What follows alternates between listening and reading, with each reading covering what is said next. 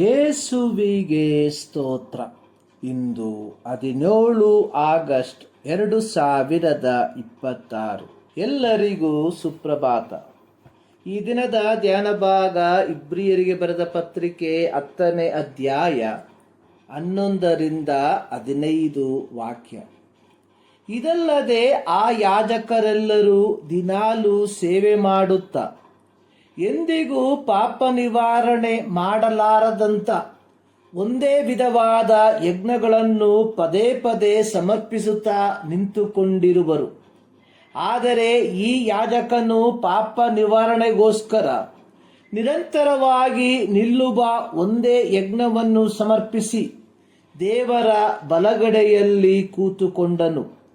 ಅಂದಿನಿಂದ ತನ್ನ ವಿರೋಧಿಗಳು ತನ್ನ ಪಾದಪೀಠವಾಗಿ ಹಾಕಲ್ಪಡುವ ತನಕ ಆತನು ಕಾದಿರುವನು.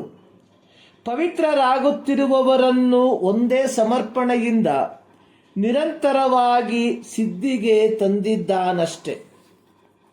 ಲೇವಿ ಗೋತ್ರದವರಿಂದ ಯಾಜಕ ಸೇವೆ ಮಾಡುವಂಥವರು ದಿನಂಪ್ರತಿ ಒಂದೇ ವಿಧವಾದ ಸರ್ವಾಂಗ ಹೋಮಗಳನ್ನು ಧೂಪಗಳನ್ನು ಸಮರ್ಪಿಸುವವರಾಗಿ ದೇವಾಲಯದಲ್ಲಿ ಸೇವೆ ಮಾಡುವವರಾಗಿದ್ದರು.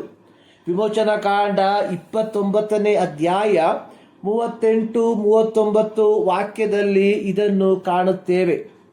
ಅರಸನಾದ ದಾವೀದನ ಕಾಲದಲ್ಲಿ ದಾವೀದನು ಆರೋನನ 2 ಮಕ್ಕಳಾದ ಎಲ್ಲಾಜಾರ ಮತ್ತು ಈತಾಮರ ಕುಟುಂಬ ಸರದಿಯ ಪ್ರಕಾರ ದೇವಾಲಯದಲ್ಲಿ ಸೇವೆ ಸಲ್ಲಿಸುವುದಕ್ಕಾಗಿ ಎಲ್ಲಾಜಾರನ ಕುಟುಂಬವನ್ನು 16 ಗುಂಪುಗಳಾಗಿ, ಈತಾಮರನ ಕುಟುಂಬವನ್ನು 8 ಗುಂಪುಗಳಾಗಿ ವಿಂಗಡಿಸಿದನು. ಪ್ರತಿ ಗುಂಪಿನವರು ತಮ್ಮ ಸರದಿಯ ಪ್ರಕಾರ ದೇವಾಲಯದಲ್ಲಿ ಸೇವೆ ಸಲ್ಲಿಸುವವರಾಗಿದ್ದರು. ಲೂಕನ ಬರೆದ ಸುವಾರ್ತೆ 1ನೇ ಅಧ್ಯಾಯದ 8ನೇ ವಾಕ್ಯದಲ್ಲಿ ಕಾಣುವಂಥದ್ದು, ಜಕರ್ಯನ ವರ್ಗದ ಸರತಿ ಬಂದಾಗ ಅವನು ದೇವರ ಸನ್ನಿಧಿಯಲ್ಲಿ ಯಾಜಕ ಧರ್ಮವನ್ನು ನಡೆಸುತ್ತಿರಲು ದೇವಾಲಯದೊಳಗೆ ಹೋಗಿ ಧೂಪವನ್ನರ್ಪಿಸುವುದು ಯಾಜಕರ ಮರ್ಯಾದೆಯ ಪ್ರಕಾರ ಅವನ ಪಾಲಿಗೆ ಬಂದಿತ್ತು.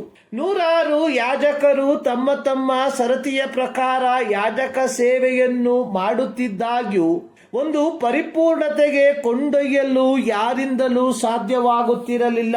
ಹೀಗಿರಲಾಗಿ ಪ್ರತಿ ಲೇವಿ ಯಾಜಕನು ನಿರಂತರವಾಗಿ ನಿಂತುಕೊಂಡವನಾಗಿ ದೇವಾಲಯದಲ್ಲಿ ಯಾಜಕ ವೃತ್ತಿಯನ್ನು ನಡೆಸುವವರಾಗಿದ್ದರು.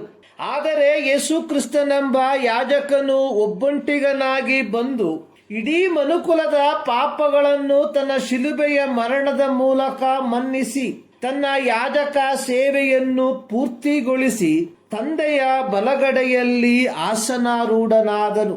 ಹಳೆಯ ಒಡಂಬಡಿಕೆಯ ಯಜ್ಞ ಯಾಗಾದಿಗಳಲ್ಲಿ ಸೈತಾನನನ್ನು ಸೋಲಿಸುವಂತಹ ಯಾವ ಪ್ರಕ್ರಿಯೆಗಳು ಇರಲಿಲ್ಲ.